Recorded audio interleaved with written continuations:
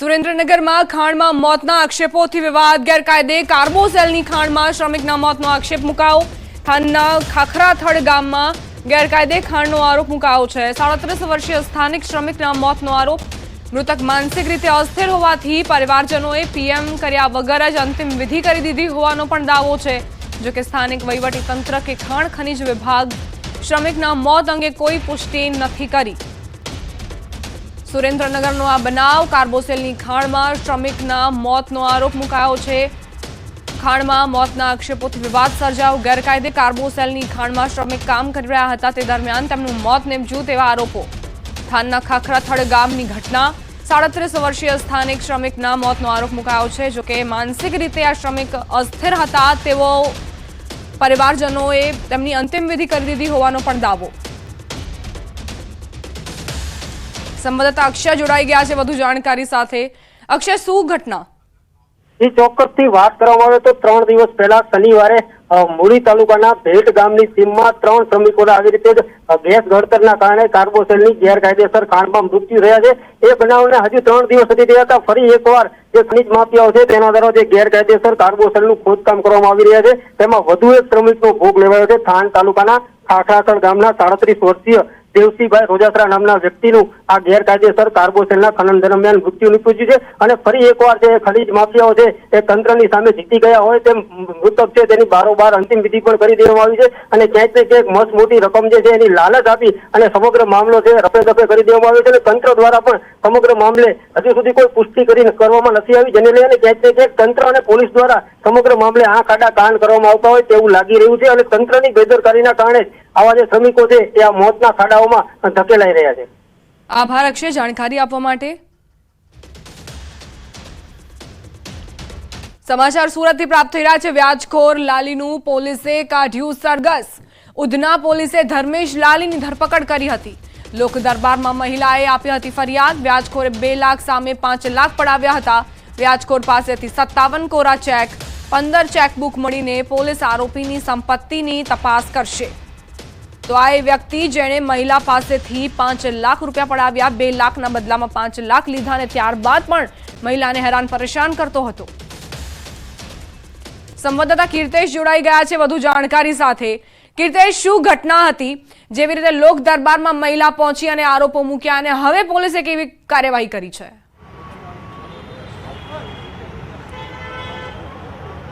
બિલકુલ જે પ્રકારે ગુજરાત સરકારના આદેશ બાદ વ્યાજખોરો સામે ગુજરાતના અલગ અલગ શહેરોમાં પોલીસ દ્વારા લાલ આંખ કરવામાં આવી હતી, ત્યારે સુરતના ઉધના વિસ્તારમાં એક લોક દરબાર યોજવામાં આવ્યો હતો અને એક મહિલા આવીને ફરિયાદ કરી હતી કે લાલી ધર્મેન્દ્ર ઉર્ફે લાલી નામના વ્યક્તિ કે જેને મહિલાએ 2 લાખ રૂપિયા લીધા હતા તેની સામે તેની પાસે 5 લાખ રૂપિયા લઈ લેવા છતાં તેને રંજાડી રહ્યો છે। આ ફરિયાદના આધારે પોલીસે આ ધર્મેન્દ્ર ઉર્ફે લાલીની ઓફિસે સર્ચ કરતા 57 જેટલી ચેક, 15 જેટલી પ્રોમિસરી નોટ અને 15 જેટલી ચેકબુક એટલે કે 57 કરતાં વધુ દસ્તાવેજો મળી આવ્યા હતા। ત્યારબાદ તેના વિરુદ્ધ ગુનો દાખલ કર્યો હતો।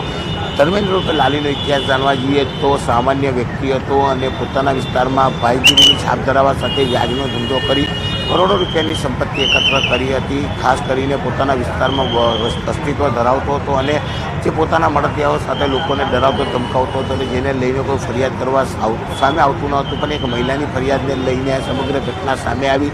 ઉધના પોલીસે યુવકની ધરપકડ કરી છે। દ્રશ્યમાં જોઈ શકાય છે કે પોલીસ સાથે કાળા કલરના શર્ટમાં ઉભેલો ધર્મેન્દ્ર ઉર્ફે લાલી છે ત્યાં વિસ્તારમાં ભાઈગીરીની છાપ ધરાવે છે અને તેનાથી લોકો ગભરાય છે, ત્યારે પોલીસે તેને ત્યાંથી મળી આવેલી તમામ વસ્તુઓ સર્ચ કરવા માટે તેની પાસે જે મિલકતો છે તે ત્યાંથી આવી અત્યાર સુધીમાં કેટલા લોકોને રંજાડ્યા છે, કેટલા રૂપિયા એકત્ર કર્યા છે, તમામ વિગતો સાથે આ વિસ્તારમાં અનેક ફરિયાદીઓ છે તે સામે આવતા હજુ પણ ગભરાય છે, એટલે જેને લઈને પોલીસે આરોપીના સર્ચ સાથે તેનો વરઘોડો આ વિસ્તારમાં કાઢ્યો છે અને લોકોને એની બીક દૂર થાય અને લોકો પોલીસ સ્ટેશન આવીને ફરિયાદ કરે તેને લઈને પોલીસ દ્વારા કાર્યવાહી કરવામાં આવી છે। દ્રશ્ય સીધા જોઈ શકાય છે કે કયા પ્રકારે પોલીસ પહોંચી છે, તમામ મિલકતો છે તે મિલકતોની વિગત લઈ રહી છે, કારણ કે આ વ્યક્તિ પાસે કશું જ નહોતું અને વ્યાજના રૂપિયાના નામે કરોડો રૂપિયાની સંપત્તિ અથવા તો કંઈક લોકોની સંપત્તિ પચાવી પાડી છે। દ્રશ્ય જોઈ શકાય છે કે પોલીસ સાથે પહોંચી છે અને જે બિલ્ડિંગમાં તેની ઓફિસ છે ઓફિસમાં સર્ચ માટે હવે ઓફિસ ખોલવામાં આવી રહી છે, એટલે કે તમામ જગ્યા પર જે છે ચાવી પણ પોલીસને આપવામાં નથી આવતી, ત્યારે પોલીસ હવે તે તમામ વસ્તુના તાળા તોડી આ મિલકત સર્ચ કરી રહી છે, કારણ કે આ વિસ્તારમાં જ્યારે આ વ્યક્તિ એક સામાન્ય નોકરી કરતો હતો અને ત્યાંથી કરોડોની સંપત્તિ એટલે કે વ્યાજખોરીમાં જે રીતે સંપત્તિ એકત્ર કરી છે, 1 લાખ 2 લાખની સામે 5 લાખ ને 10 લાખ રૂપિયા લોકો પાસે તે લેતો હતો અને કહી શકાય કે તેની ઓફિસમાંથી જે રીતે 57 કોરા ચેક અને 15 પ્રોમિસરી નોટ મળી આવી છે, 2 લાખની સામે 5 લાખ રૂપિયા લીધા બાદ પણ લોકોને જે રીતે રંજાડતો હતો તેને લઈને પોલીસે હવે તેની સામે કડક કાર્યવાહી શરૂ કરી છે અને કહી શકાય કે આ વ્યક્તિ આ વિસ્તારમાં માથાભારે વ્યક્તિની છાપ ધરાવતો હતો એટલે કે તેની દાદાગીરી લોકોમાં ઓછી થાય અને લોકો સામે જે આવી ફરિયાદ કરે તેને લઈને પોલીસ દ્વારા તેની ઓફિસમાં સર્ચ સાથે તેનું સરઘસ પણ કાઢવામાં આવ્યું છે. કીર્તેશ, આ જે આરોપી છે તેનું સરઘસ કાઢીને પોલીસ કદાચ એ સંદેશ પણ આપવા માંગે છે કે આવા જે તત્વો છે તે હવે માપ મારે, નહીંતર તેમની સામે કાર્યવાહી કરાશે.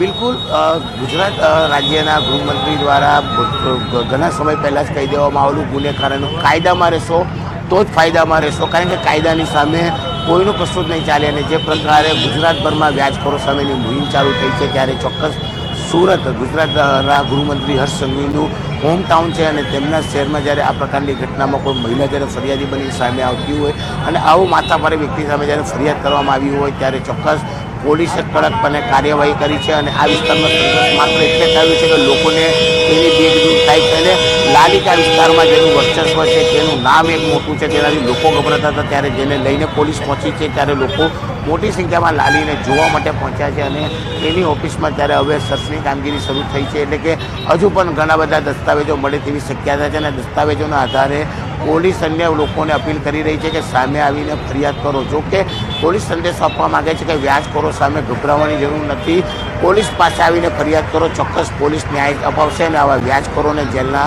સળિયા પાછળ મૂકી દેશે તેવો મેસેજ સુરતની ઉધના પોલીસ આપવાનો પ્રયાસ કરી રહી છે. આભાર કીર્તેશ જાણકારી આપવા માટે. તો આ ધર્મેશ લાલી જેને પકડી પાડવામાં આવ્યો, તેનું સરઘસ પણ કાઢવામાં આવ્યું અને પોલીસ તેની ઓફિસમાં પહોંચી છે, ત્યાં કાર્યવાહી તપાસ કરવામાં આવશે અને બની શકે કે અન્ય તેની જે પાપ લીલા હતી તેના પરથી પણ પડદો ઉંચકાય. સમાચાર રાજકોટથી પ્રાપ્ત થઈ રહ્યા છે. તબીબની ઘોર બેદરકારી સામે આવી. ડાબા પગની જગ્યાએ જમણા પગનું ઓપરેશન કરી દીધું.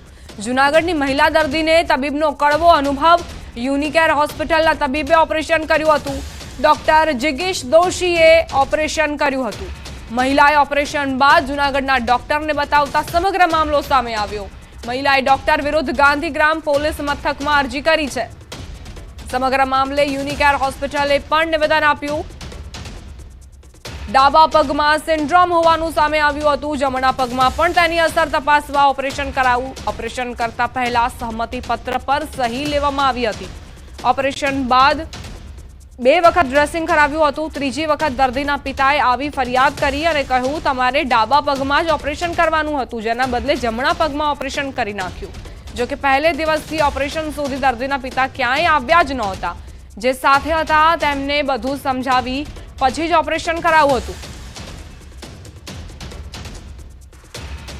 ની જે કમ્પ્લેન હતી એ માટે આપણે એનું ઓપરેશન કરવાનું હતું. સાથે સાથે અમે જ્યારે પ્રી ઓપરેટિવ રિપોર્ટ કરતા હોય, સોનોગ્રાફી કરતા હોય ત્યારે એવું જાણવા આવ્યું હતું કે ભાઈ ડાબા પગની સાથે સાથે 80% કેસમાં જમણા પગમાં પણ આ વસ્તુ હોઈ શકે. પગમાં નસ ક્યાંક દબાતી હોય તો બીજા પગમાં પણ 80% શક્યતા હોઈ શકે. એટલે બંને પગનું એમને આપણે સમજેલું હતું કે ભાઈ આવા કેસમાં ડાબા પગમાંથી એવી માલફોર્મેશન એક્સિઝન એઝ વેલ એઝ બાયલેટરલ એટલે કે બંને પગનું બાયલેટરલ પોપ્લિટિયલ એન્ટ્રેપમેન્ટનું સર્જરી કરાવવી પડશે. સમાચાર અમદાવાદથી પ્રાપ્ત થઈ રહ્યા છે. અમદાવાદમાં અસામાજિક તત્વોના આતંકનો વિડીયો વાયરલ થયો. ચાંદખેડાના વિસત મોટેરા હાઈવે પરનો વિડીયો વાયરલ થયો છે. વેપારીને પાઇપ લાકડીથી માર મારવામાં આવ્યો. 4 શખ્સોએ વેપારીને પાઇપ અને લાકડીથી માર મારતો વિડીયો વાયરલ થયો. હાલમાં વિડીયોના આધારે પોલીસે અસામાજિક તત્વોની તપાસ શરૂ કરી છે. તો આ વિડીયો જુઓ. અસામાજિક તત્વોને કોઈ જ ડર, કોઈ જ ભય નથી. પોલીસનો અને કાયદો વ્યવસ્થાનો કોઈ ડર નથી, તે અહીંથી ફલિત થાય છે. વેપારીને પાઇપ અને લાકડીથી માર મારવામાં આવ્યો હતો. સંવાદદાતા નવીન જોડાઈ ગયા છે વધુ જાણકારી સાથે. નવીન, અસામાજિક તત્વોને જોઈને સ્પષ્ટપણે આપણે કહી શકીએ કે તેમને પોલીસનો, કાયદો વ્યવસ્થાનો કોઈ જ ડર નથી. દીપા, આજની વાત નથી પરંતુ આ રોજે રોજ જે અમદાવાદ શહેરની અંદર આ ઘટના બની રહી છે કે બેફામ લુખ્ખા તત્વો, અસામાજિક તત્વો જે રીતે વેપારી અને અન્ય લોકો પર હુમલો કરી રહ્યા છે તે કાયદા અને વ્યવસ્થાની સ્થિતિને જણાવી બતાવે છે. આજે ફરીવાર અમદાવાદના ચાંદખેડા વિસ્તારની અંદર એક વેપારીને 4 જેટલા લુખ્ખા તત્વોએ જે રીતે હુમલો કરી રહ્યા છે અને સૌથી મહત્વની વાત છે કે અનેક લોકો ત્યાં જોઈ રહ્યા છે પરંતુ કોઈએ પણ તેમને બચાવવાનો પણ પ્રયત્ન નથી કર્યો.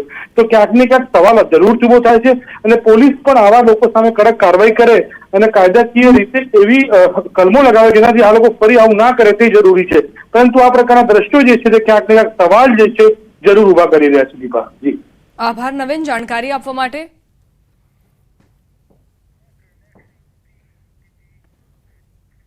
અમદાવાદ શહેરમાં યુવતીને થયો કડવો અનુભવ. યુવતીએ સોશિયલ મીડિયા પર પોસ્ટ કરી પોલીસ સામે આક્ષેપ કર્યા. અકસ્માત બાદ યુવકે ગેરવર્તણૂક કરતા યુવતીએ કંટ્રોલ રૂમમાં ફોન કર્યો હતો.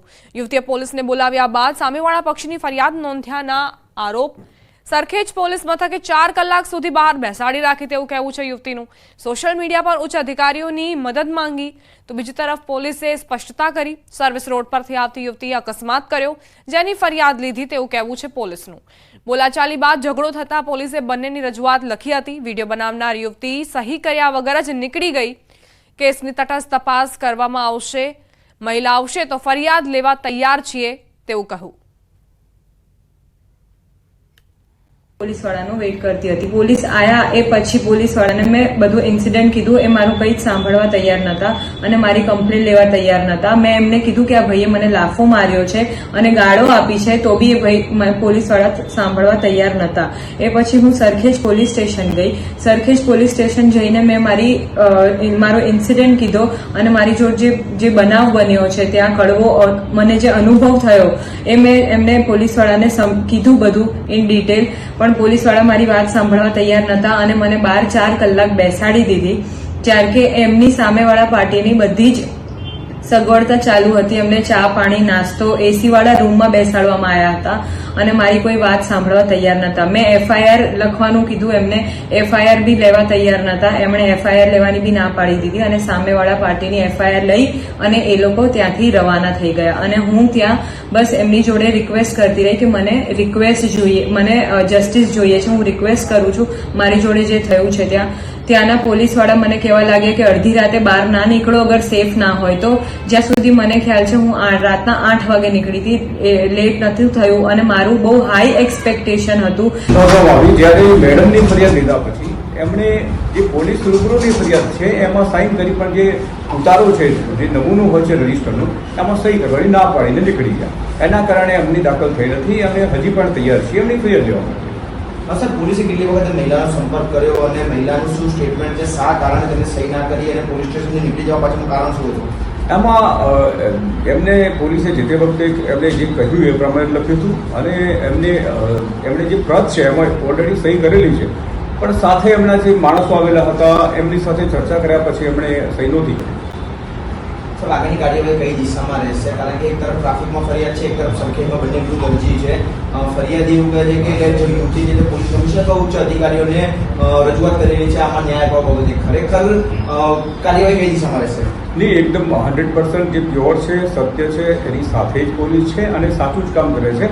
એટલે એ પ્રશ્નથી મેડમે જે ફરિયાદ આપી છે પોલીસ સ્ટેશને એમણે ભલે સાઇન નથી કરી પણ જે બીજા તરફથી ફરિયાદ થઈ છે એ ફરિયાદની પણ તટસ્થ તપાસ થશે એટલે ખબર પડી જશે ખરેખર કોનો ભાગ છે. સમાચાર બનાસકાંઠાથી પ્રાપ્ત થઈ રહ્યા છે. બાળકનું અપહરણ બાદ હત્યાનો મામલો. આરોપી ફારૂક જમાલ દાઉમાની અટકાયત કરાઈ. 11 વર્ષના બાળકનું અપહરણ કરી હત્યા કરાઈ હતી. પાલનપુરના ટોકરિયામાં હત્યા કરાઈ હતી. આરોપી કારમાં શારીરિક અડપલા પણ કર્યા હતા. હત્યા કરી મૃતદેહ ગામની સીમમાં ફેંકી દીધો હતો. 14 જુલાઈ અપહરણ થયા બાદ 15 જુલાઈના રાત્રે ગામની સીમમાંથી બાળકનો મૃતદેહ મળી આવ્યો. મોહમ્મદ શેરશિયા નામના 11 વર્ષના માસૂમ બાળકને ગળાના ભાગે તીક્ષ્ણ હથિયારના ઘા મારી તેની હત્યા કરાઈ હતી. 11 વર્ષનું આ ફૂલ જેવું બાળક પહેલા તેની સાથે શારીરિક અડપલા કર્યા આરોપીએ અને ત્યારબાદ તેની ક્રૂર હત્યા નિપજાવી. પાલનપુરના ટોકરિયાની આ ઘટના. હવે તે આરોપી પોલીસ સકંજામાં આવી ચૂક્યો છે.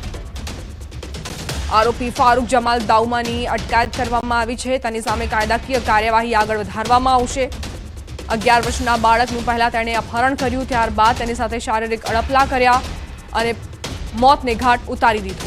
જ્યારે આ બાળકનો મૃતદેહ મળ્યો ત્યારે પરિવારજનો ડઘાઈ ગયા અને તેમણે પોલીસ ફરિયાદ નોંધાવી.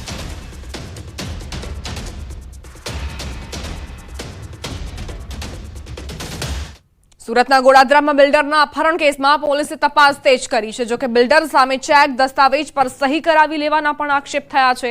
ત્યારે પોલીસે બિલ્ડર સહિત 6 મિત્રોનું 6 કલાક સુધી નિવેદન નોંધ્યું.